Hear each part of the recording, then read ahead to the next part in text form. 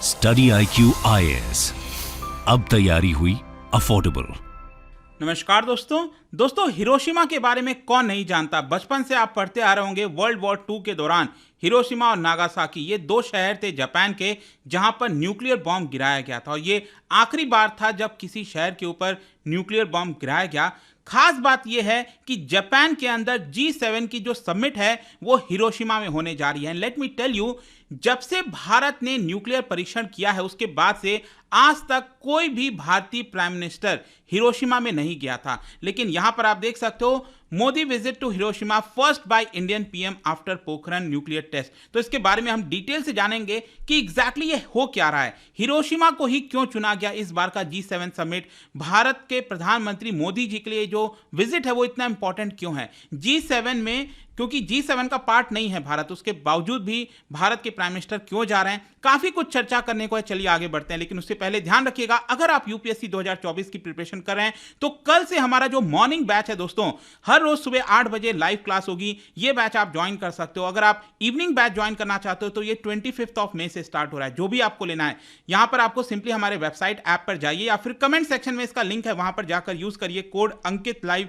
ताकि maximum discount मिले। ध्यान रखिएगा प्रीलिम से लेकर इंटरव्यू तक की पूरी तैयारी इसके अंदर कराई जाती है। या फिर अगर आप 2025 की प्रिपरेशन कर रहे हैं तो ये लॉन्ग टर्म बैच लेना हो, एनसीईआरटी को भी हो, just use the code Ankit live. और इसके अलावा अगर आप एमसीक्यूज अटेम्प्ट करना चाहते हैं तो मेरे इंस्टा पेज पर जा सकते हैं, वहां पर स्टोरीज में जितने भी एमसीक्यूज हैं उसको आप अटेम्प्ट कर पाएंगे।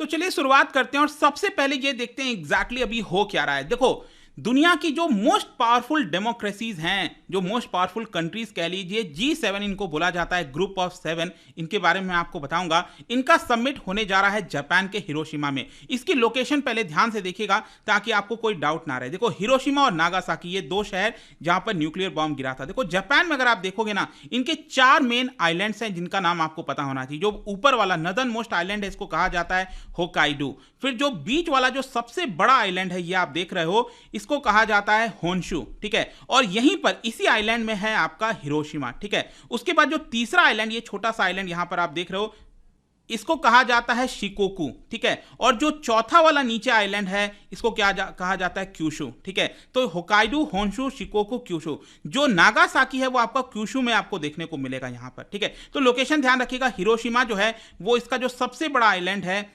होन्शु, वहां पर देखने को मिलता है। तो वहां पर G7 की समिट होने जा रही है और इस समिट के अंदर डेवलपिंग कंट्री से लेकर सिक्योरिटी जो प्रॉब्लम्स हैं दुनिया के अंदर, चाइना, नॉर्थ कोरिया, रशिया, जितनी भी इश्यूज हैं इसको लेकर चर्चा होगी। अब ये G7 है क्या? देखो ग्रुप ऑफ 7 एक इनफॉर्मल ग्रुप है, ठीक है। आपके एग्जाम में वर्ड से ट्विस्ट कर सकता है, प्ले कर सकता है कि फॉर्मल ग्रुप है तो वो गलत हो जाएगा। इनफॉर्मल ग्रुप है ऑफ लीडिंग इंडस्ट्रियलाइज्ड नेशन, जिसके अंदर 7 कंट्रीज आप देखो, Canada, United states, UK, France, Germany, Italy और जापान, ये 7 देश आते हैं। देखो ये बेसिकली अगर आप देखोगे इसके अंदर 2 और रिप्रेजेंटेटिव्स होते हैं यूरोपियन यूनियन के, लेकिन 7 कंट्रीज यही हैं। इस बार का होस्ट जो है वो जापान है। क्या है कि रोटेशनल वाइज ये चलता है, कभी यूएस के अंदर, फिर अगली बार यूनाइटेड किंगडम, फिर UK, France, Germany, Italy, Japan, फिर इस तरह से आपका जो है प्रेसिडेंटशिप होता है। इस बार का जो होस्ट है वो आपका जापान है, तो जापान में हो रहा है। देखो रिसेंट ईयर्स में ये देखने को मिला है कि जो नॉन G7 कंट्रीज हैं, जैसे भारत हो गया, ठीक है, जो साउथ कोरिया हो गया, इस तरह के देशों को भी इसके अंदर पार्टिसिपेट करने के लिए बुलाया जाता है। और यहां पर डिस्कशन कई चीजों पर होती है, economic policy, security, climate change, energy, gender, बहुत सारी चीजों पर हो सकती है। जो पहला जो समिट था इसका वो हुआ था 1975 में, जब फ्रांस ने इसको होस्ट किया था और उस समय इसमें 6 देश थे, कनाडा नहीं था। बाद में Canada as a 7th member इसको ज्वाइन कर लिया एक साल बाद 1976 में, और आगे चलकर रशिया ने 1998 में इसको ज्वाइन किया था। फिर इसको बोला जाता था G8, ठीक है। फिर क्या हुआ कि क्राइमिया वाला आपको मामला पता होगा, 2014 में एनेक्सेशन किया था रशिया ने क्राइमिया का, जिसको लेकर काफी देश नाराज हो गए और रशिया को इससे बाहर कर दिया गया, और इसीलिए आज के डेट में यह बन चुका है G7।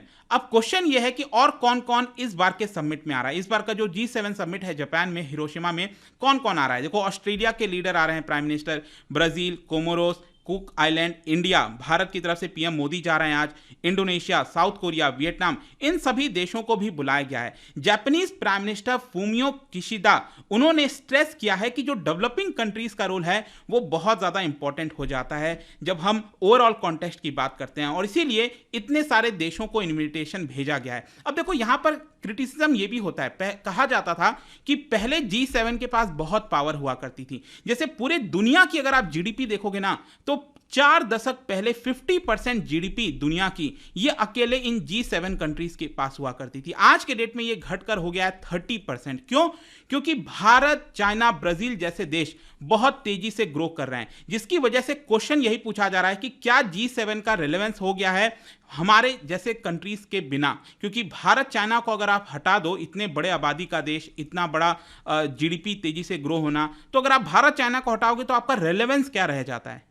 और इसीलिए यहाँ पर ये बोला जा रहा है कि जो G7 कंट्रीज हैं, जो जब भी G7 की मीटिंग होती है तो डेवलपिंग कंट्रीज, भारत जैसे देशों को इनवाइट किया जाता है कि आप भी आइए, शामिल होइए। फिर इसके अलावा जो इंटरनेशनल ऑर्गेनाइजेशन है, united nation, international energy agency, world trade organisation, world bank, इन सबको भी इसके अंदर इन्वाइट किया जाता है। अब क्वेश्चन यहाँ पर यह है कि हिरोशिमा में ही इस बार क्यों हो रहा है। देखो, एक तो मैं आपको बता दूं, जापान के जो प्राइम मिनिस्टर हैं किशिदा, उनका होम टाउन है। अक्सर आप देखते होगे ना, भारत में भी कोई बड़ा समिट होता है, कई वर्ल्ड लीडर आते हैं, कई बार आपने देखा होगा पीएम मोदी गुजरात ले जाते हैं उनको, गांधीनगर वगैरह में। चाइना के भी मुझे याद है, चाइना के भी जो आए थे राष्ट्रपति शी जिनपिंग, एक बार वो भी उनको भी गुजरात ले जाया गया था। कई बार देखने को मिलता है एक पर्सनल टच होता है कहीं ना कहीं। तो एक तो ये कारण, दूसरा कारण ये है कि इस बार के G7 में बताया जा रहा है कि न्यूक्लियर डिसआर्मामेंट को लेकर काफी चर्चा होने वाली है, क्योंकि हिरोशिमा एक ऐसा जगह है जहां पर पहली बार न्यूक्लियर बॉम्ब गिराया गया था। तो इसी की वजह से उसका एक सिंबॉलिक इंपॉर्टेंस हो जाता है।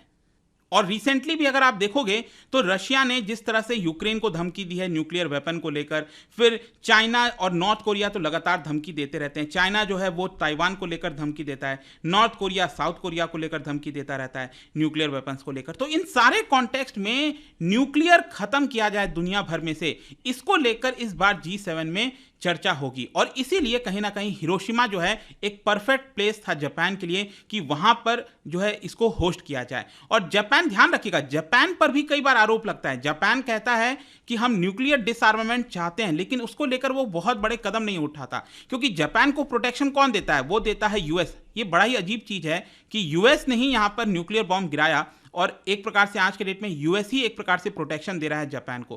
खैर, जो किशिदा हैं वो चाहते हैं कि एक रियलिस्टिक रोड मैप बनाया जाए इस बार के G7 समिट में, ताकि जो करंट रियलिटी है और जो हार्श रियलिटी है इस समय कि, क्योंकि आप देखो, कोई भी अगर आप देश बोलोगे किसी को कि आप अपना न्यूक्लियर वेपन खत्म कर दो, वो कभी नहीं मानेगा। चाहे रशिया हो, यूएस हो, भारत हो, कोई देश नहीं मानने वाला, क्योंकि सभी यही कहेंगे कि अगर न्यूक्लियर वेपन खत्म होना है तो एक साथ एक ही समय होना है, और ये टेक्नोलॉजी वापस से फिर से किसी के पास नहीं आनी चाहिए। तो वो होना बड़ा ही मुश्किल है। तो एक रोड मैप तैयार किया जाए कि कैसे हम इसको खत्म कर सकते हैं, इसको लेकर चर्चा होनी है। और मैं आपको बता दूं कि जो पीएम किशिदा हैं, जापान के प्राइम मिनिस्टर हैं, वो वर्ल्ड के लीडर्स को, G7 समिट जो होना है, वर्ल्ड के जो लीडर्स हैं, पीएम मोदी भी जो है वो पहुंचेंगे, उनको वेलकम किया जाएगा हिरोशिमा पीस पार्क। ये आप देख रहे हो, ये हिरोशिमा पीस पार्क है।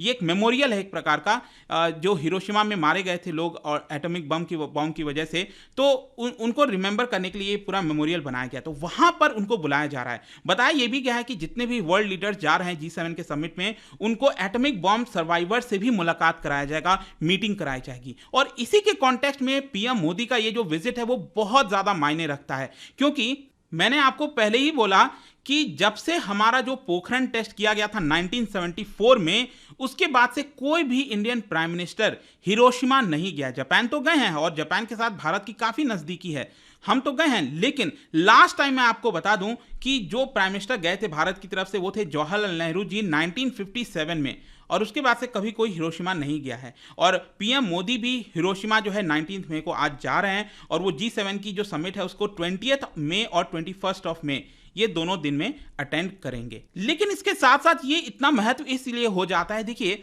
यहां पर भारत को लेकर क्रिटिसिज्म भी हो सकता है जापान की तरफ से। जो जापान में एटॉमिक बॉम्ब के सर्वाइवर्स हैं वो ये कह सकते हैं कि देखिए पीएम मोदी को आपने क्यों बुलाया, आपने इंडिया को क्यों बुलाया, क्योंकि भारत तो एनपीटी का मेंबर है नहीं, वो ये लोग सवाल खड़े कर सकते हैं। ठीक है, देखो पीएम मोदी का वहां जाना एक बहुत बड़ा सिंबॉलिक है, क्योंकि भारत जो है न्यूक्लियर नॉन प्रोलिफरेशन ट्रीटी का पार्ट नहीं है, सिग्नेटरी नहीं है, और साथ ही साथ उनका पीस मेमोरियल पार्क में जाना, सर्वाइवर्स के साथ मुलाकात करना, यहां पर बताया जा रहा है कि भारत अपने पक्ष को रखने की कोशिश करेगा। भारत वहां के जो लोग हैं, उनकी जो सेंसिटिविटीज हैं, स्पेशली हिरोशिमा के जो लोग हैं, उनके साथ कहीं ना कहीं सद्भावना रखने की कोशिश करेगा। और मैं आपको यह भी बता दूं, पीएम मोदी हो सकता है इसको लेकर, न्यूक्लियर वेपन्स को लेकर कई सारी चीज बोलें, जैसे कि नॉन प्रोलिफरेशन ट्रीटी, इसको लेकर हम कह सकते हैं कि एक डिस्क्रिमिनेटरी है। एनपीटी बेसिकली क्या है कि यहां पर जो पावरफुल कंट्रीज हैं उन्होंने तो अपना न्यूक्लियर वेपन तैयार कर लिया, बना दिया, और आप चाहते हो कि बाकी के देश ना बनाएं।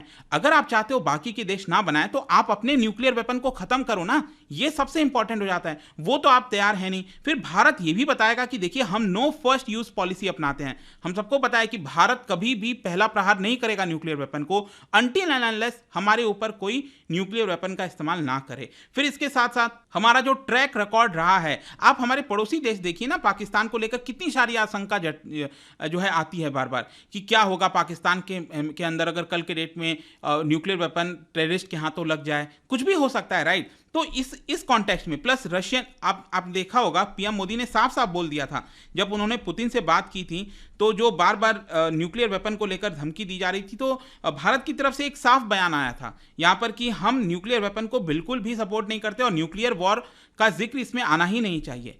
तो ये सारी चीजें हैं और इसलिए ये इंपॉर्टेंट हो जाता है। अब जहां तक G7 की समिट है, उसमें जो टॉप मोस्ट एजेंडा है वो यही है। एक तो यहां पर जो रशिया वॉर ऑन यूक्रेन है, इसको लेकर कंडेम किया जाएगा और ये भी बोला जाएगा कि कैसे यूक्रेन को सपोर्ट किया जा सकता है। व्लादिमीर ज़ेलेंस्की वो यहां पर इस सेशन में जुड़ेंगे इंटरनेट के माध्यम से, डिजिटल माध्यम से। और इसके साथ साथ जो चाइना जो है लगातार थ्रेट देता है ताइवान को, उसको लेकर भी वार्निंग दी जाएगी। फिर इसके अलावा इस G7 के समिट में जो ग्लोबल साउथ नेशन है, मतलब कि जो सदर्न साइड के नेशन है, भारत, ब्राजील, इस तरह के जो विकासशील देश हैं जो तेजी से प्रगति कर रहे हैं, उनको कैसे और सपोर्ट किया जा सकता है डेवलप्ड कंट्रीज के द्वारा, उनको क्या इंफ्रास्ट्रक्चर, फूड सिक्योरिटी प्रोवाइड की जा सकती है, हेल्थ फैसिलिटीज, ये सारी चीजें कहीं ना कहीं ये कोशिश की जाएगी G7 में। तो यही पूरा वीडियो है दोस्तों। आई होप कि आपको इससे रिलेटेड जितनी भी जानकारी थी वो मिल गई होगी। और जाने से पहले एक इंटरेस्टिंग क्वेश्चन, क्या बता सकते हो कौन सा शहर भारत में G20 का जो मीटिंग है ऑफ एग्रीकल्चर चीफ साइंटिस्ट वो होस्ट किया है?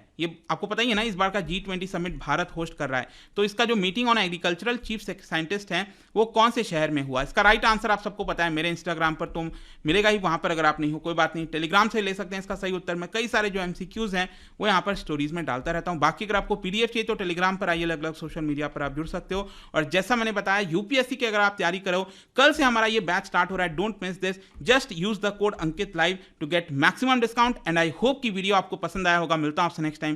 Till then thank you very much, see you soon. Study IQ IAS, अब तैयारी हुई अफोर्डेबल।